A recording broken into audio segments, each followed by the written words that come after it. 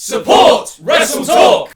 It's time for the AEW Dynasty predictions. I'm Luke Owen, DAD. That is Oliver Davis, and welcome to the WrestleTalk Podcast. Please do press the subscribe button, give us a little thumbs up, leave a comment down below with what you think about Duck Dynasty. I keep calling it Duck Dynasty, it's AEW Dynasty.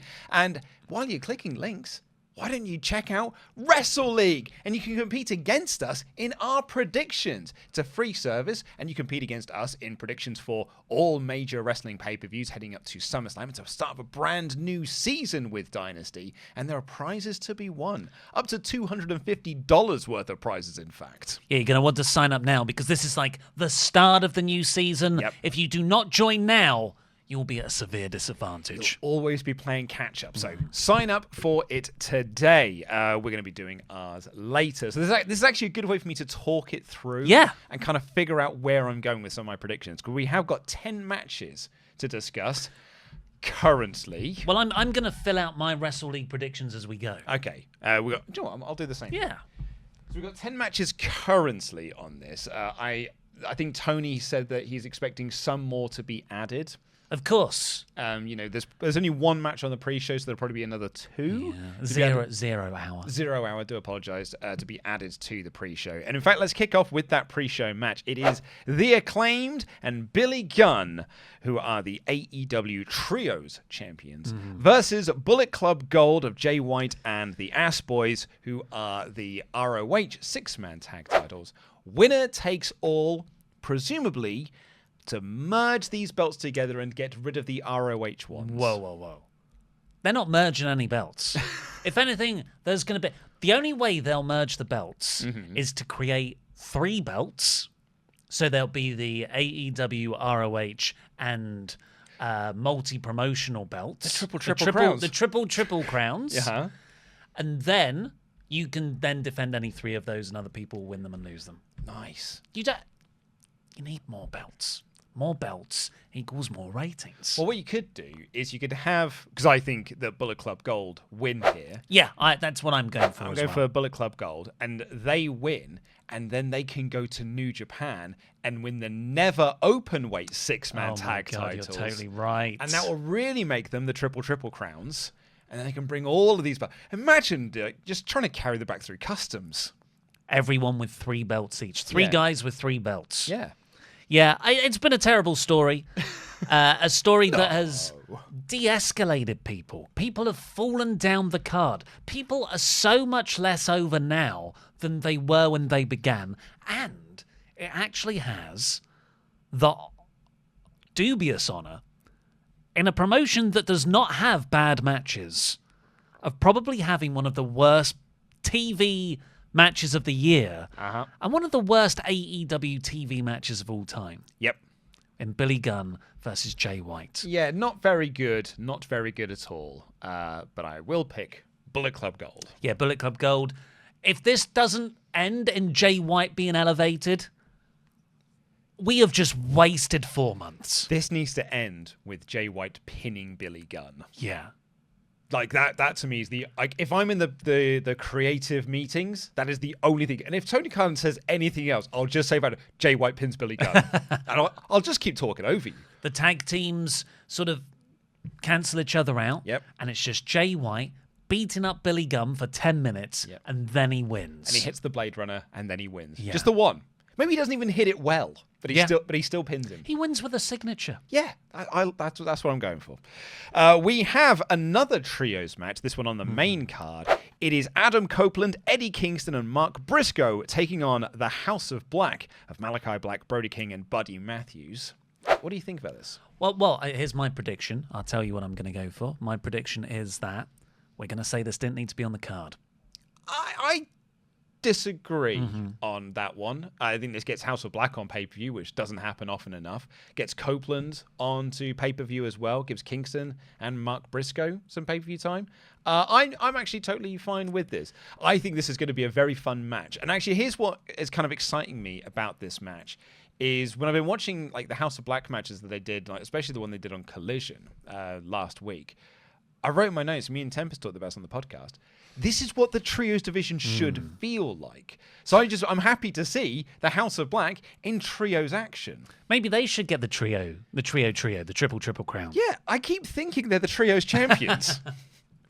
No, that was like a month-long period last year, wasn't it?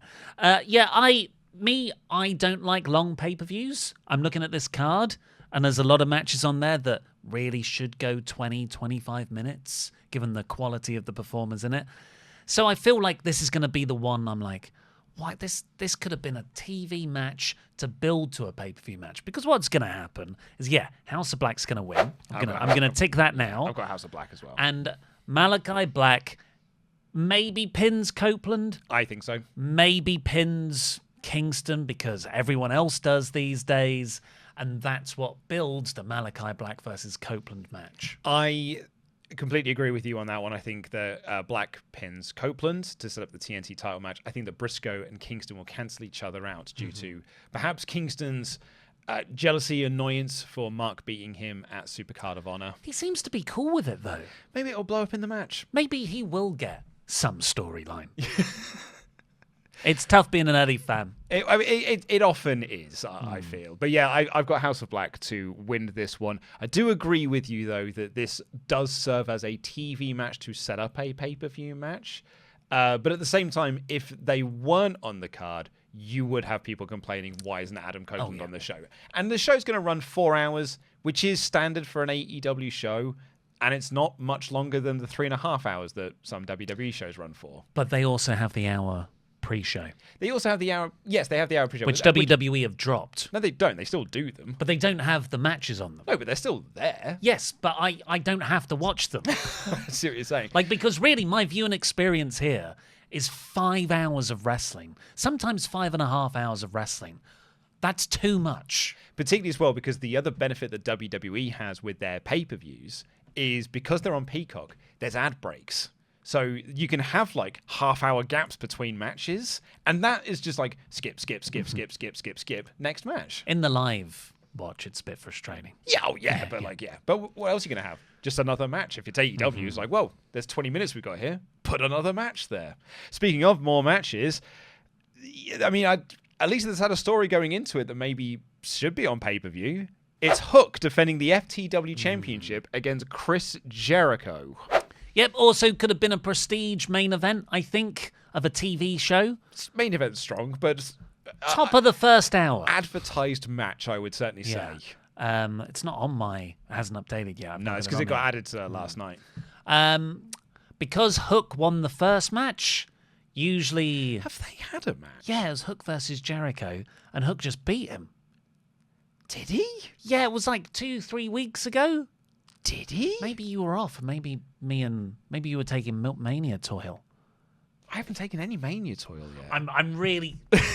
Now you're making me doubt myself. Hold on. Hook versus Chris Jericho. Cage match. No, if you just get that, you're just going to talk about the... Cage match. I'll type in cage match. Hook. Hook. 20th of March. No way. Yeah, you're absolutely right. 20th of March on AEW Dynamite in the Coca-Cola Coliseum in Canada. Yeah. I probably reviewed that episode. But this is the way Jericho matches go. Or feuds, rather. He loses the first one, and then it's 6 months. Well, usually also, with a faction. What we have here as well is Jericho winning a belt he's never won before as well. When he cut that promo before he won the ROH Championship, where he said, it actually was on commentary, and he said, "Do you know, I've never won the Ring of Honor Championship." I wrote in my notes, and I said to you on the review, he's so going to win the ROH Championship soon. So I could see him winning the FTW Championship here. The bigger implication is, of course, that I think we are heading for another Jericho faction. Oh my God. With who? We talked about this on yesterday's Dynamite show, but we haven't recorded that Dynamite show yet. It's going to be young guys who appreciate Jericho and want to sit under his learning tree. The Vortex. Yeah. And they'll all be part of the Jericho Vortex, or the learning tree, which I think is probably what the faction will be called. So yeah, maybe this will be where the group debuts. But I'm going with Jericho. I don't want this. You know what? I'm going to go with my heart over my head. I think there's a slim possibility that Jericho is seeing all this stuff online about him being a vortex, about him ending up getting more wins in the end. I think he does the double job. Yeah. I'm going for Hook. I think I'm going for a Jericho win. And I think this is going to be pretty much the end of the Lionheart run before we go back to Judas Jericho. Painmaker, hopefully. And then I think we are heading to the end of our Lionheart run, though. And what better way to end out the Lionheart run, the 90s run, 6-month break, than winning a 90s belt? Right, okay. For the International Championship, not the TNT Championship, which you'd written in your script originally. Oh my God, I did, didn't I? Yep. There are too many mid-card belts. There's 3 mid-card belts. Every match, bar one that we're going to talk about, which is 6 matches.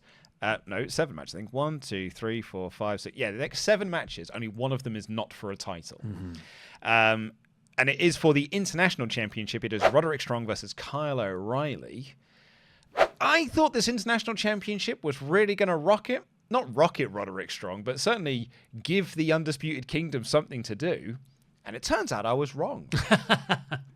And I think this match is going to be great. Strong versus O'Reilly, great shared history between the two of them. And I think from that aspect of it, it almost feels like it is a match that is relying on you to already know the pre-existing relationship between Roderick Strong and Kyle O'Reilly.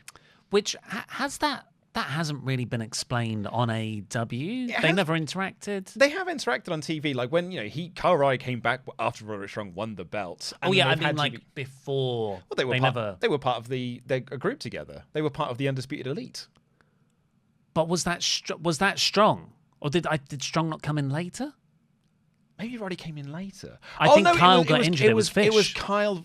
You're right. It was Red Dragon. It was Red Dragon, not Strong. Where's the line? Where's the Strong?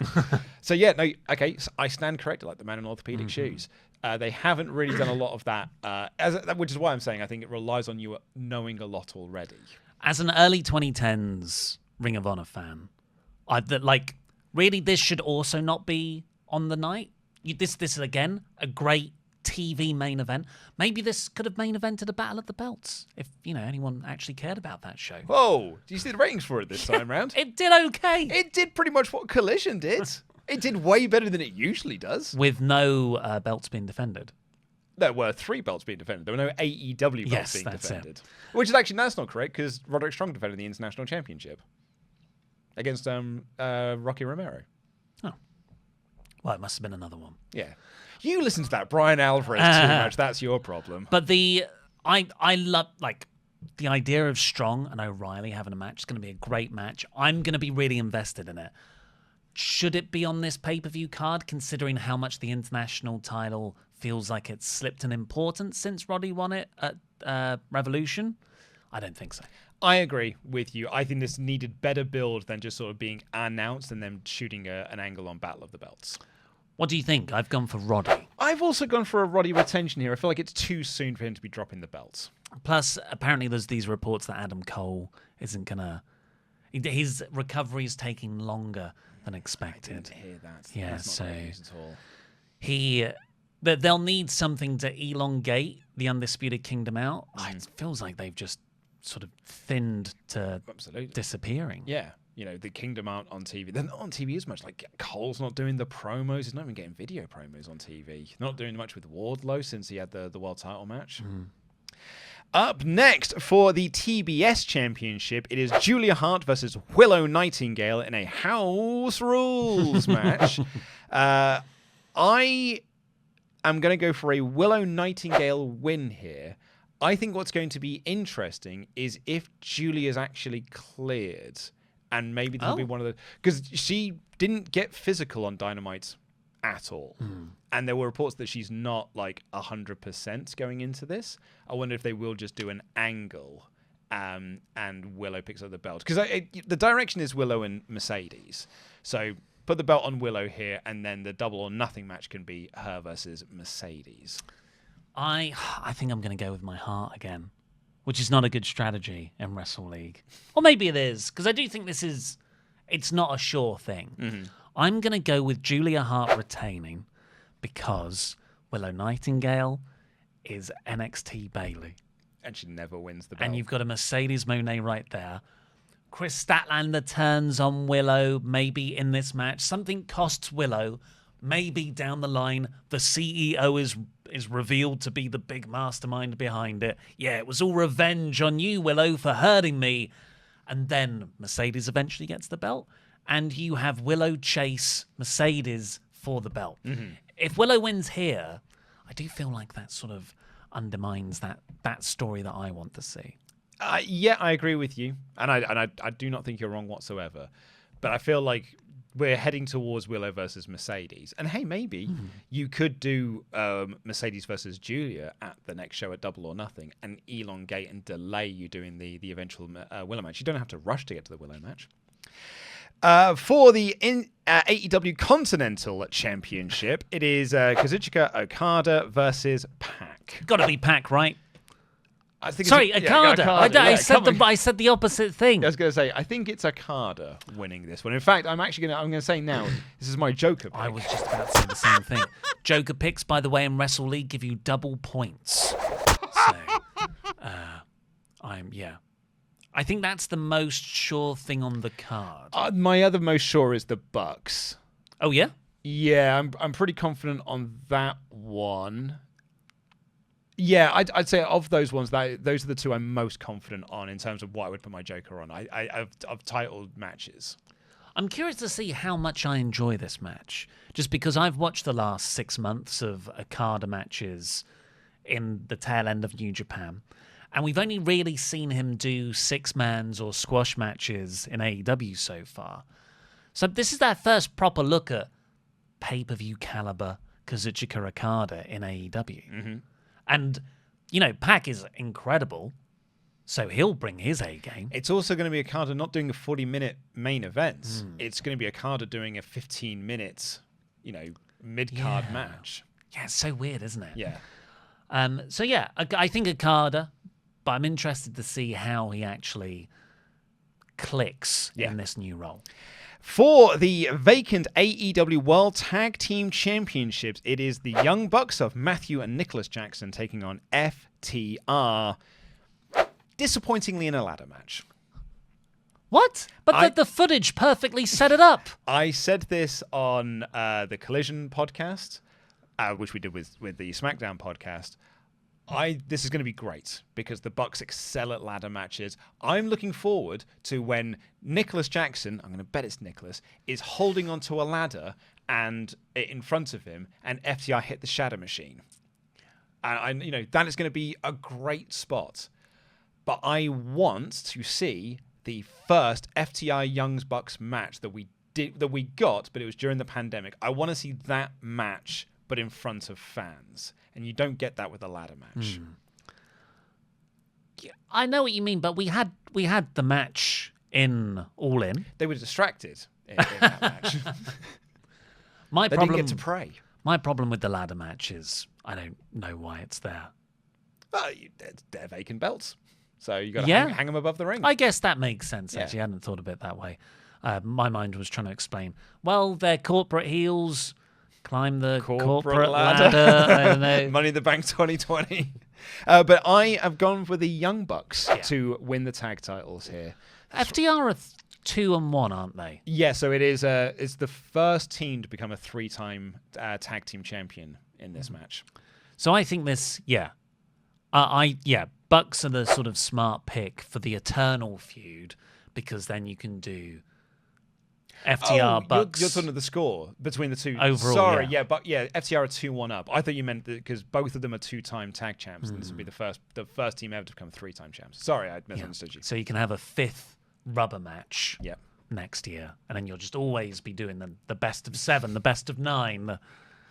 For the AEW Women's World Championship, it is Timeless Toni Storm versus Thunder Rosa. Who never lost the belt. No, exactly.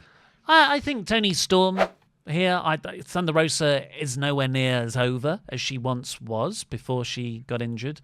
And Toni Storm is very much over. Not a gimmick that I particularly enjoy. I enjoy it, but not as a wrestling character. Yeah, so the smart thing would be to keep it on her. I'm also going with Toni Storm on this one. I think there's more to be done with the Deonna Purrazzo stuff and Deonna Purrazzo with Thunder Rosa. And again, talking about sort of eventual match you're building towards, the Toni Storm Mariah May match we'll probably get. Probably the Toni Storm. I would imagine the Forbidden Door match will be Toni Storm versus Mina Shirakawa. Yeah. So I'd say, keep the belt on Toni Storm and build towards Forbidden Door. Will Ospreay takes on Bryan Danielson in a dream match. Tempest has got me convinced that Danielson's winning here. Really? Yeah, but I think Will is going to win. Will's first pay-per-view match since he's signed with AEW, of course. Well, no, because he had a pay-per-view match at the last pay-per-view against Takeshita. Oh, of course. But he only oh my god, my brain's stalled. Okada debuted the week after Revolution. Correct. This is Okada's first AEW pay-per-view as an AEW contracted guy, because they were also part of the Forbidden Door stuff and Wrestle Dream and whatnot. But yes, this is Will's second pay-per-view. Okay, well in that case, yes, Danielson all the way. So Tempest's argument is that this is going to be where the split of the Don Callis family, or his break away from the Don Callis family, is. But I think there's still some mileage in him being the golden goose of the Don Callis family, and the rest of the family getting a bit, particularly Hobbs, getting jealous of that fact, and Will getting frustrated with their act. And also, I think because you're strapping the rocket to Will, it's likely he might win the AEW World Championship this year. Certainly, probably be in a main event position for All In. So I'm going with Will to win this one. I think Will gets more out of this than Danielson does. Plus, Danielson's also winding down his career. How many big singles matches has he got left? If he does have loads, he'll definitely do a rematch to Ospreay. Ospreay can get that win back. They have been positioning this as who is the best wrestler in the world. With that in mind, you would make Ospreay win to massively elevate him, because Danielson is on his way out. Not his way out, but he's winding down. And just in terms of who is the top babyface in the company, going by crowd reactions, it's Ospreay. And I love Swerve, and I don't think he's done anything wrong. And the Joe Swerve build and Hangman in there for the whole year so far has been my favorite thing in AEW. But right now, Will has overtaken Swerve. Certainly has, yeah. So I've talked myself into it. I'm going Will. I'm going with Will on this one. And that does bring us to our main event. It is Samoa Joe defending the AEW World Championship against Swerve Strickland. What I like about this is there is only one match on this card where I'm pretty certain it's Okada. Everything else I can really see going both ways. I can talk myself into a lot of other results. And I don't know apart from the Acclaimed. I don't know where I sit on this one either, because they've got a show booked for later this year in Tacoma, which is Swerve country. So do you want to delay putting the belt on Swerve until then, which is much later in the year? Or do you want to have him go in as champion, which might not be the case because he might not be champion post-Wembley if it's going to be Will? Or do you put the belt on Swerve now, and you then do build to Swerve versus Will as your Wembley main event, as your all-in main event? I feel like that is the best direction in terms of who are the two most over people in your company, build the match for the world title around them. Yeah. Joe has had a 4.5 month reign at this point, exceeded everyone's expectations. Sure has. So much so, that's why it's given me pause here. I don't want Joe to lose the belt. And the other aspect to this is, what if Hangman comes back? And it's basically, Hangman comes in, he is desperate to make sure that Swerve Strickland is not the AEW World Champion. It could be Hangman interference in here. That does mean that Joe retains the belts. Yeah. But I think for Wrestle League, I'm going to go with Swerve Oh, but the Hangman thing, the Hanger thing. I don't know if Hanger's coming back though, because I know he's taking time off. But is he just taking this couple of months off, or is he taking a much longer period of time off? I don't know. I'm going with Swerve though, because I think it feels like it's time to pull the trigger on this. Yeah. I'm going with Swerve too, but it is a very shaky. It's a very shaky pick. I'd be happy either way. Yeah, I feel like I could have hovered my mouse over either of the options, closed my eyes and clicked, and I would have been happy with whichever one came in. So yeah, Swerve Strickland, Toni Storm, Willow Nightingale, Young Bucks, Okada, Strong, Bullet Club Gold, Ospreay, and House of Black are my picks. I think with the show, I know we sounded a bit down on it at the start. I'm so excited for this show. Well, I'm really, really excited for 4 or 5 of these matches. I think they are going to be incredible. I've got way more than that. I think those top 3 we're looking at there on the Wrestle League: Joe, Strickland, Storm, Rosa, Hart, and Willow. If that's not an angle, I'm really looking forward to. Bucks, Okada, the Roddy Kyle match. Like Ospreay, Danielson. I mean, a lot of the chat going into this is, I think that's the frustration over the All In footage a couple of weeks ago was like, why aren't we focusing on this incredible pay-per-view card that you've got coming up? I think the hype for this show is quite big. Yeah. Well, for me, it's Joe Swerve, it's Bucks FTR, and it's Ospreay Danielson. I think they're like, and there's looking forward to a match. Oh yeah, I'm into this story, and then I think these 3 matches will be definitive in AEW history. Yeah. That's where those 3 are for me. Certainly Ospreay Danielson. A lot of hype going into that one, and I think that's going to be, potential match of the year candidate type conversations. But what do you think? Let us know in the comments down below, and also sign up for Wrestle League and get your predictions in the start of a brand new season. Please do press the thumbs up button, give us a subscribe if you've made it this far and you haven't already, and we will see you on Monday for our coverage, our review of AEW Dynasty. Until then, I've been Luke Owen, DAD. That has been Ollie Davis. Jam that jam.